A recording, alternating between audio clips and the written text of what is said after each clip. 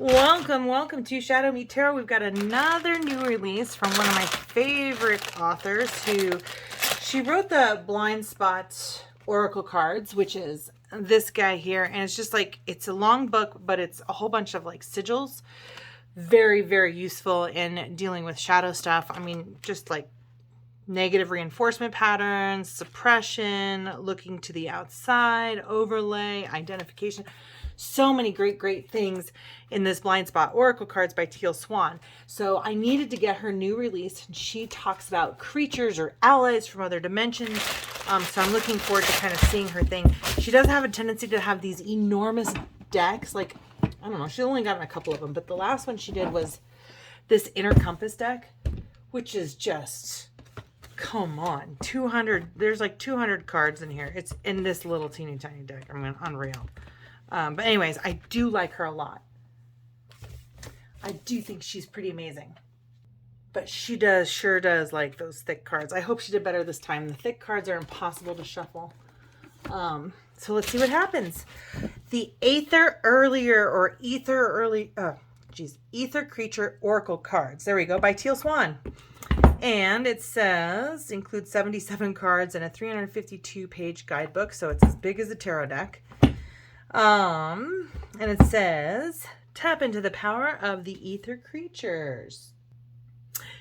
This deck will connect you with the ether creatures, beings from another dimension that surround us all the time, yet are beyond normal human perception. And get to know the 77 ether creatures and learn how to benefit from their specific strengths and powers.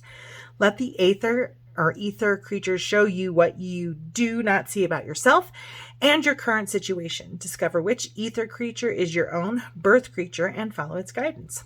Teal Swan is a modern spiritual leader who was born extrasensory and now inspires millions of people toward freedom and joy. She's the author of 6 internationally published books. For more information, please visit tealswan.com. And let's see. It's released by Watkins Publishing. And let's open this up and take a look-see.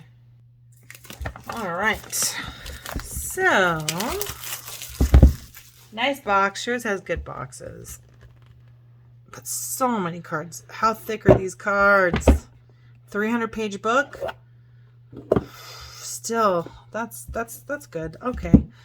I'm not disappointed. Look at how small the print is. She is a talker, man. That's a lot of stuff. Oh, and she has spreads. What? Okay, so cool. Page 17 starts the spreads. But she talks about what are the ether creatures? What is the medicine of the ether creatures? Okay. Ways to use the deck. Just basic past, present, future. Let's see. Triune spread. Them and me spread. Truant spread. Time spread. Life potential spread. Or life path potential spread. The Skian spread. Apparently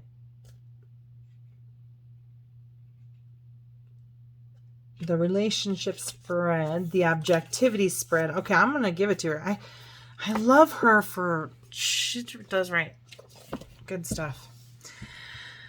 Okay, so every one of these creatures is going to have like a weird name and no information on the deck of cards. So it is unlikely that I am going to do an interview with this deck because it would take me an hour just to look up all the cards. We will probably do a single. We'll pull a couple of cards. We'll ask it a couple of questions, but we'll see. All right, so this first one, we've got the Urdu Kanda. And these very much look like Pokemon kind of characters. Let's see if I can get this out. There we go. Oh, we've got some air symbols. Is that right? Air symbols? Oh, they're all in there. All the element symbols are on all 4 corners. I only like those if they're like purposeful. You know, like there's like a reason for it. Well, let's see what I can do. Sometimes she's got like a trick or a way of kind of... All right, I'm going to read some of the book to try to figure out some of this, but the Urdu Khanda, medicine is yes, the right path, confirmation, forward movement, endurance, perseverance, determination, and stamina. And that took up about 4 pages of 1, 2, 3, 4. Yeah. She's writing a book on a chapter on every card. That's just what it is. This is the caucus. It means virtue, integrity, incorruptibility, good fortune, community, and belonging. 3, the Lakagan. And this one is the medicine is healing, harmony, alignment, evolution, bigger picture. The Chupacabra is restoring, maintaining cohesion, placing responsibility where it actually belongs, awareness of actual problem and the actual solution, facing your fear, facing what you avoid, resolving the patterns of the scapegoat. Then we'll go to number 5 is the Masubi, which means interconnection, guardianship of well-being, benevolence, caretaking. Then we go to Gerdorum. Is that right? Gerdorum. Ancient wisdom, mysticism, tradition, discipline, stillness, higher purpose, dedication, commitment. The green colors make me wonder if there's like heart chakra stuff in here. But these are just so long. Like there's... Oh, I'm going to do the next one. I'll read the next one because it's not as long. Okay, number 7, the Tribus. Awareness, pattern, mastery, prophecy, personal progression, truth, time, past, present, future, and divination. The 3-headed oracle called the Tribus primarily manifests at the 6th dimensional frequency. It is common for people to encounter the Tribus in unconscious dream time, in lucid dreams, in visions during astral travel, and when engaged in journey work, both medicine assisted and meditative. Being an oracle, the Tribus acts as a medium through which the universe itself may deliver awareness, truth, advice, and prophecy. Each of the Tribus heads is responsible for supreme vision relative to the element of time. The central head, blue, is responsible for the now, the left head, dark, from the past, the right head, light, for the future, unless the person is encountering the oracle, is Arabic, Hebrew, Pashto, Persian, Sindhi, or Urdu, in which case, due to their right to left orientation, the oracle side's head's reverse position. So I guess in those languages, this would be the past and that would be the future. Perhaps the best way to comprehend the powers of the Tribus is by comparing it to the trio of ghosts that appear in the Charles Dickens' The Christmas Carol: the ghost of Christmas past, the ghost of Christmas present, and the ghost of Christmas future. Inherent in this story is the power of the Tribus, which can show you the truth of anything related to any point in time. Additionally, it can be a medium through which the universe has at large can show you anything it feels you need awareness of relative to any point in time. The Tribus is a master of patterns, of cause and effect. This oracle lies dormant until someone is ready to use it as a gateway to awareness. If the Tribus has appeared to you right side up, it means you need to see something about the past, present, or future that will provide you with understanding about the situation at hand. There is information you do not have available to your conscious awareness, and that information will most likely change everything about what you're thinking, saying, and doing. You must gather more information. The Tribus only appears to those who do not know. Stay open in every way possible. When the Tribus appears right side up, it's critical that you accept the reality of time.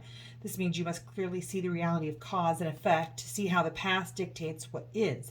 And if what is stays the way it is, it will lead to certain results. Of course, never forget that you have free will in any moment. The more awareness you have, the easier it is to see the necessity for, and therefore consciously choose a different course. See if you can recognize the progression of something that was to what is what will be. For example, a man may remember that he was ridiculed for things he was saying in childhood. As a result, he decided that it was better just to stay quiet. Now, in the present, he might have an impossible time voicing his opinion. When he plays it out and imagines nothing changing, he may see that continuing not to speak will lead to a lonely life where he's surrounded by people who don't actually care about his truth at all. One of the strongest messages about the Tribus is that it is time to see and understand a pattern, and then to change the patterns you see. If the Tribus has appeared right side up, you must also remember to stay open to seeing yourself clearly. Your self-concept is the thing that gets in the way of this. People are naturally attached to the idea of themselves being good and right. This stops them from seeing detrimental aspects about themselves, which in turn prevents them from resolving those aspects that might bring them and others unwanted results. The Tribus may appear right side up if the reason you do not know is that you are in denial about or have forgotten something.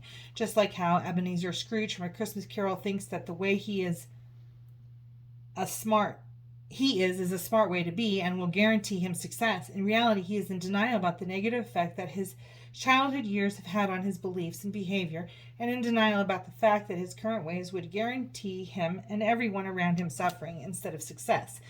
Maybe you are coping by not seeing something about yourself, another person, or something in a situation at hand. Denial is a coping mechanism. It happens when we feel we cannot cope with the truth or reality. When a person slips into denial, that person stops seeing, feeling, and hearing any proof to contradict what they already think. The Tribus reminds you that the only way to stay safe in reality is to stay open to seeing contradictory proof in the situation you are in. All this being said, do not fear if your digging for awareness in this situation does not immediately bring the answer you seek. If the Tribus appears, the universe at large is wanting to deliver awareness, truth, advice, and prophecy. So stay open, because the universe has many, many ways to bring these things to you. Oh my gosh. Then it goes into the Tribus appeared to you in reverse. You already know the answer that you seek, and so the Tribus is closed to you. You also already have all the information you need at this time. Ask yourself, I know that. I don't know.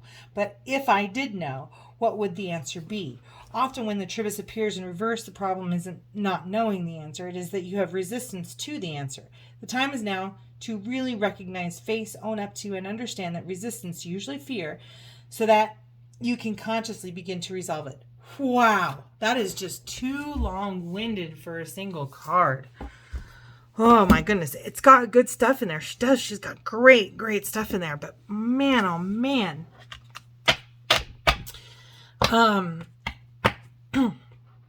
Let's look at the pretty pictures, because this is just a lot. All right, where we're at, number 7 was the Tribus. I know I'm going to have to look at this more after the video to see how this works for me.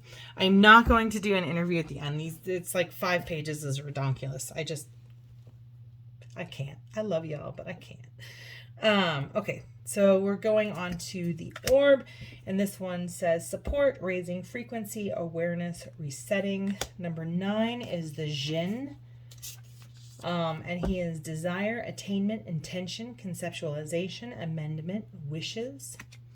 Then we have the Schooner,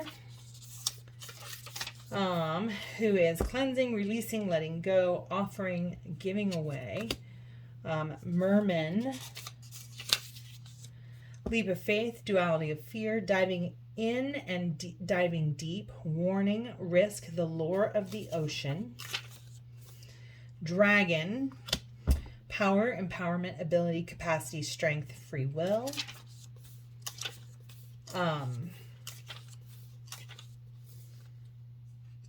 This is an intense deck, I think. I think it's the book. The book is pretty intense and it is long-winded. Okay, so 13, Uroni, symbiosis, interconnectedness, interdependence, relationship, feelings-based communication. 14 is the Chichanera. Well, it says the Chichanera is focus, fixation, activity, attention span, relentlessness, hunting. This kind of reminds me of like angels and demons, kind of, only, in allies. Because I'm all about interdimensional beings and stuff that's like helping us. But I do kind of get like, kind of a lot of angels and demons, kind of like folklore-y kind of stuff. I don't know. We already did this one. So 15, these are sticking together a little bit. Cardstock, it needs to be whatever it is, because this is a pretty thick deck. 15 is the Tolaith, Productivity, organization, decluttering, the execution of a task, the mineral realm. I do wish this had more clues on here as to what this is. This isn't going to be a deck that I pull out often because of that. And you can only really do one card at a... I mean, you can do more than one card, but it'll be a lot to memorize this deck. Okay, number 16, the Dryad. Death and birth, endings and beginnings, change, transition, grounding. Geez, that one's got like 10 pages. Oh, wait, my bad. Okay, next we have the Fairy. Blessings, good luck, magic, mischief, nature, harmony with wands, environment, and all things in it. 18, Baphomet. I'm sure this is going to be a very useful deck, especially if you don't have many decks. This might be a really good one for you because you'll read it. And there's definitely some good stuff in here. So Baphomet is confidence, the power inherent in the union of opposites, baptism by fire, transformation, judgment, transcendence, or suffering. Then we have Nagisi. Almost sounds Nagini, like in Harry Potter. Humor, hope, long-sightedness, vision, the future, the bigger picture, the joy of being part of creation. Number 20 is the Kelpie. Flexibility, shape-shifting, illusion, fixation, obsession, attainment, bonding. 21 is Ogun. Warrior nature, weaponry, fire, iron, bravery, forward action. 22 is the Eye of Serpent. Surrender, transformation, rebirth, teaching and learning, relinquishing control, medicine. The Tomten. Where are you? Home, respect, stewardship, welfare, tending, rooting, stability, the earth element.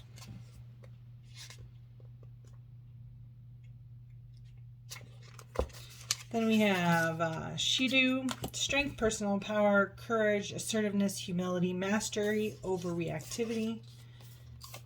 My goodness, there's a lot. 25 is Tikkaballing. Orientation, reevaluation, finding the right path, transformation of perception, deception, ownership of fear. 26 is Iktomi. Medicine is spider medicine, center point, the weaving of existence, mastery of time, eternity, cause and effect. I'm just going to read a couple of these because these are pretty long and there's a lot of them. So it definitely looks like a spider. Fractal widget. Lots of eyeballs in there. I'm going to say lots of different perspectives. Communication, understanding, self-transformation, shape-shifting for the purpose of getting messages across, meaning, effective interaction. The Heek again. Truth, self-truth, honesty, self-honesty, reality, mirror. The Koi. Number 29 is perseverance, determination, willpower, and strength. That one had literally 2 pages. Like, that's what it should be. 2 pages is enough. Mizuchi is water element, shells, protection, self-preservation. Natito bugs. I'll let you guys kind of comment and tell me what you think. That's the dodo bird. I'm not really sure how I feel about this. They look like Pokemon cards and a whole bunch of... the book is good. Don't get me wrong. There's a lot in the book. But the dodo bird isn't like a fairy tale or a fantasy. It actually existed. Here we have fossils of it. And we also have record of the dodo bird. So yeah, I suppose on another plane of existence, he didn't go extinct. We didn't kill them all and just use them like hockey pucks. In any case, here's the Rangi, number 33. But it does feel like there's a lot of kind of pulls from lots of different cultures and religions, and kind of gathering these creatures. This is the coral. It kind of looks like a stegosaurus. We got Tinker, looks kind of like an alien. Mopey, another alien, a furry one though. The Phoenix, we know a phoenix rises from the ashes, the symbol of rebirth.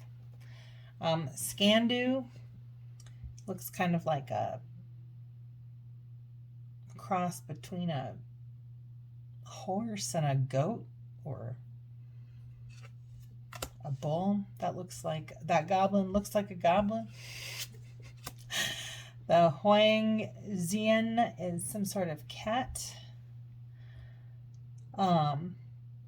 Definitely Asian. Then we have an angel. Talking heads. Looks like something from Easter Island. Cernunnos. Pokemon. Oh, sorry. Samayad. 46 is Amritam. Whatever jumps out at you for these cards, or if there's something that resonates for you, please, send it, write it down and put it in the comments below. I would really like to hear your opinions on this, particularly if you like Teal Swan, you watch her things. I do really like her. I really do like her. She can be somewhat long-winded, I suppose. But I also feel like she likes to be thorough and concise. But Amertum.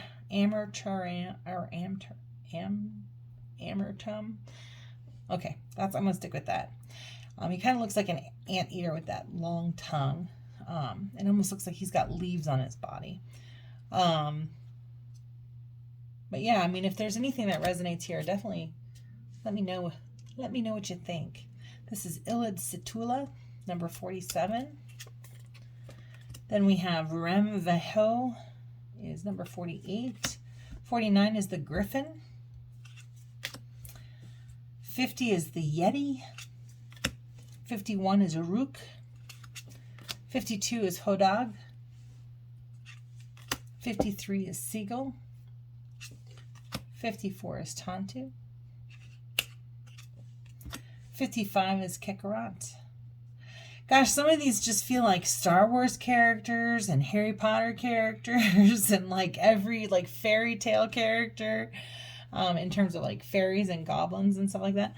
And there's a part of me that believes that all of those things exist, if not in this dimension, in another dimension, or in the past, or evolutioned out in some way or form. And I think that, anytime we think of something, we can certainly, it's almost like, does it come into existence here or somewhere else? Is any thought truly our own, or is it a co-creation? I think it's co-creation, but all right, we'll do 55 is Kikirat. This one is the Sylph, which is 56.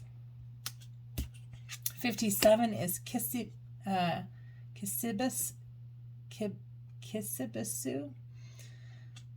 All right, we've got 58, Arukua. 59, Lucensi.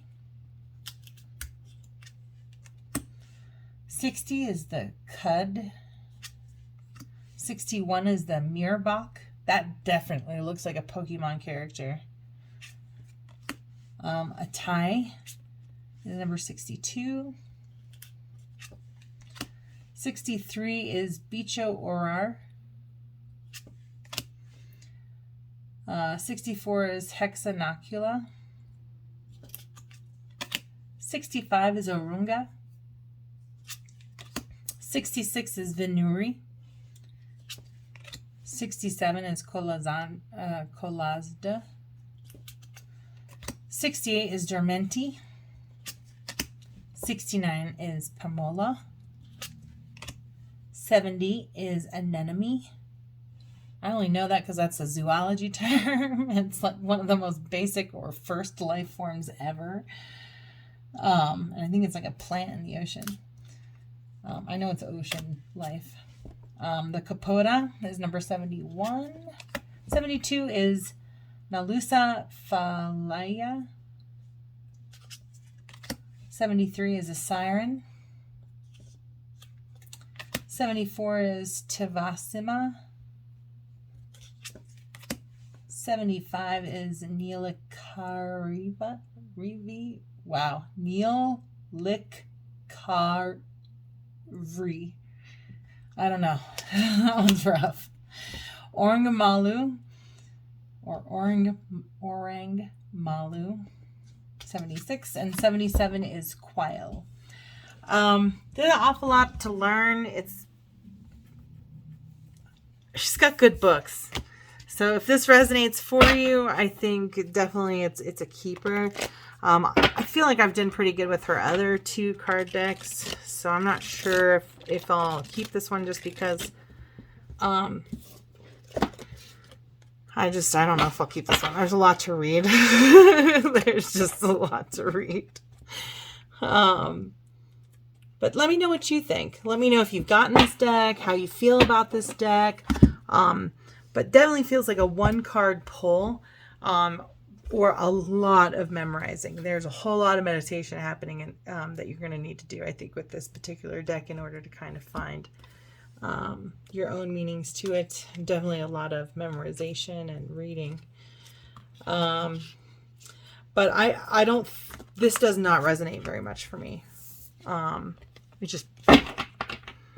But she does have a good book. She usually does have a good book, so I definitely recommend her teachings.